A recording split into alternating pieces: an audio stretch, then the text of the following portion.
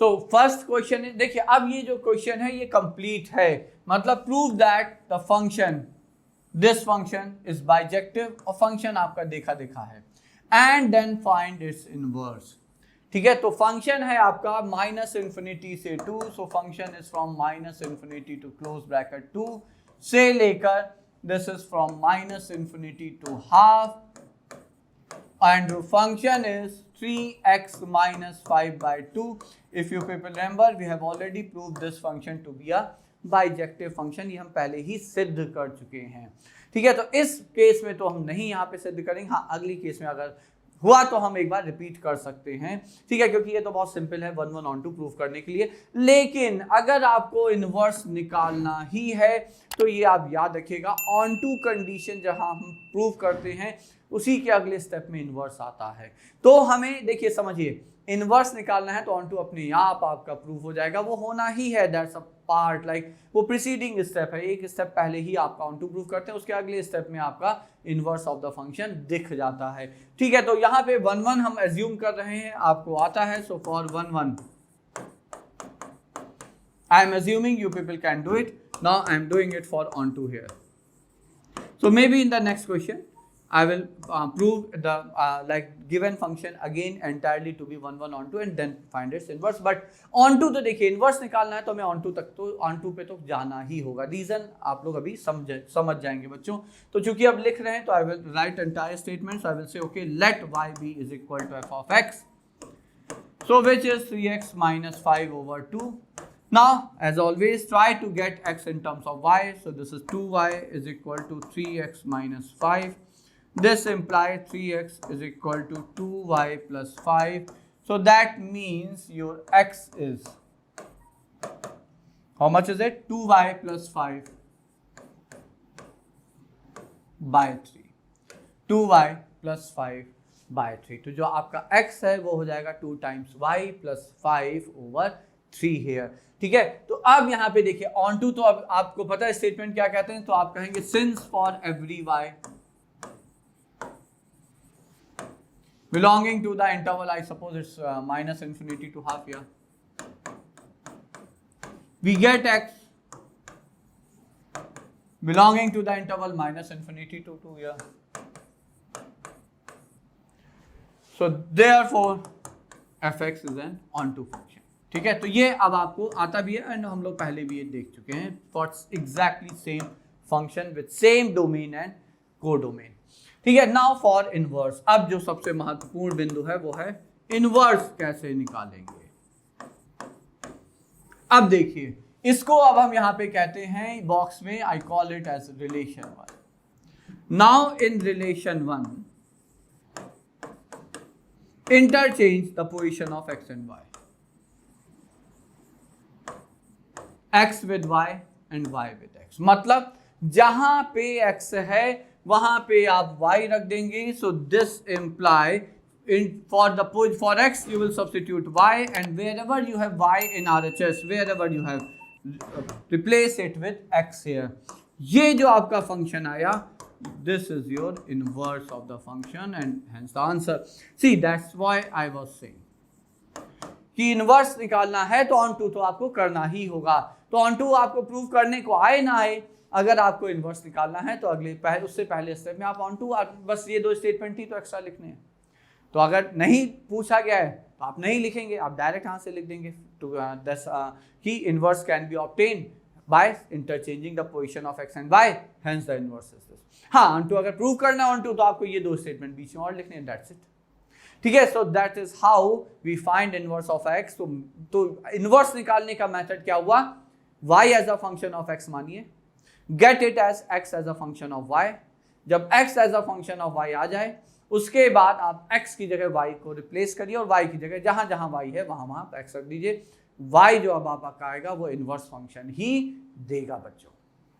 ठीक है, so that was one example. Now let's move ahead to like find inverse of one more function with the help of an example here. So see, now coming to the next example, यहाँ पे आपका जो function है that goes from closed to till infinity to, and this is closed minus 3 till infinity. ये आपका function है आपका fx is x square minus 4x plus 1. So as I said, we have already seen this exactly same function to prove it for like 1 1 onto function, and but here we have to find its inverse also. तो एक बार जल्दी से हम लोग 1 1 onto कर लेते हैं, but I won't go into the like exact detail of the solution, लेकिन सारा एक बार हम जल्दी से डिस्कस कर लेते हैं. तो अगर 1 1 के लिए प्रूफ करना है, so one last time rather I will से हियर, चैप्टर चूंकि ये लास्ट एग्जांपल है इस चैप्टर का, तो एक बार फिर से एक बार सारा आपको ब्रीफ कर देते हैं. 1 1 के लिए देखिए आप क्या करते हैं, आप कहते हैं ठीक है, let f of x1 is equal to f of x2, जहां पे we claim that x1 x2 obviously belong to the domain set, और डोमेन सेट है आपका 2 से infinity, so that means both are greater than और equal to infinity, sorry greater than और equal to 2. ठीक है, तो ये डोमेन के पार्ट हो गए. Now what is how much is f of x1, so it's x1 square minus 4x1 plus 1 is equal to fx2 हो जाएगा x2 square minus 4 time x2 plus 1 here.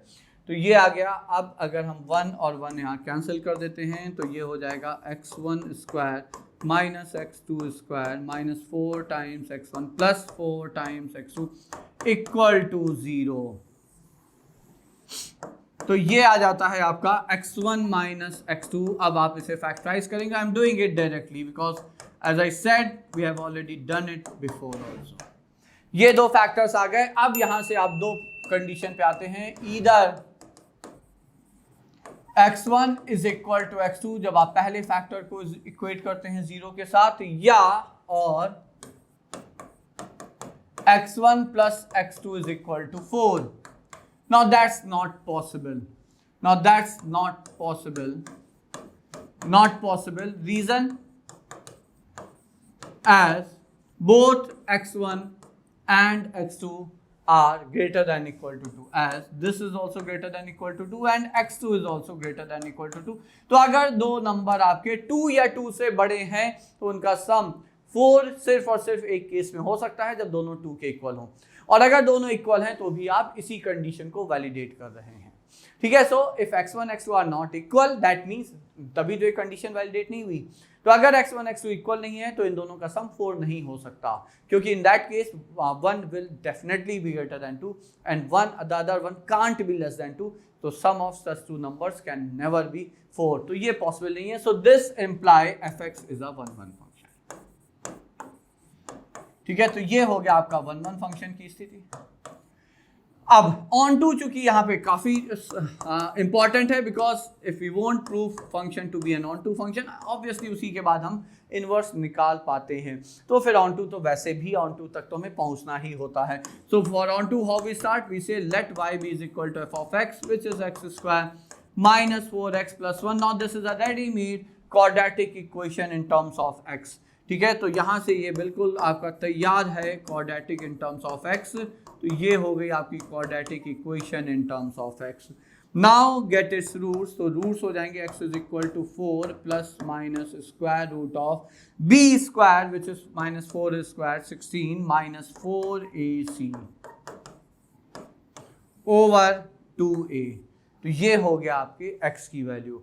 ठीक है, now if I further try to simplify it, तो x यहाँ पे आ जाएगा, 2 देखिए ऊपर से कॉमन आ जाएगा, तो ये हो जाएगा आपका x is equal to 2 plus minus 2. जब यहाँ से कॉमन आ गया तो ये बचा 4 और ये बचा 1, तो 4 माइनस 1 हो गया 3. So this is nothing but 3 plus y, isn't that. तो ये हो गया आपका 3 प्लस वाई, और 2 ऊपर नीचे कैंसिल हो गया. Now we came across 2 possible values of x. One is 2 plus square root of 3 plus y, and another one is x is equal to 2 minus square root of 3 plus y. तो दो possible values of x है. अब x किसका part है? x is a part of domain. Since we know that x is greater than equal to 2, तो since x is greater than equal to 2, so this imply the only possibility here is 2 plus square root of 3 plus y.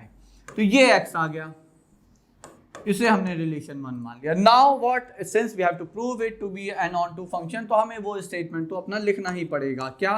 Since for every y. और देखिए कितना valid है ये statement. For every y in the interval maybe from -3 to infinity, we get x in the interval close to infinity. अब आप देखें, अगर हम y को -c रखें तो ये 0 आता है, तो -c से छोटा y ना हम रख सकते हो ना यहाँ रख पाएंगे, ठीक है, ना कोडोमेन का पार्ट और ना यहाँ हम रख पाते, तो दोनों मैच करते हैं। और जैसे जैसे y आपका -c से बढ़ेगा ये x की वैल्यू इंक्रीज होती रहेगी, और -c पे x2 है तो y को -c रखा तो x2 आया, जैसे जैसे आप y की वैल्यू बढ़ाएंगे x की वैल्यू बढ़ती चली जाएगी। Hence for every y we will get x in the domain set. This imply fx is an onto function.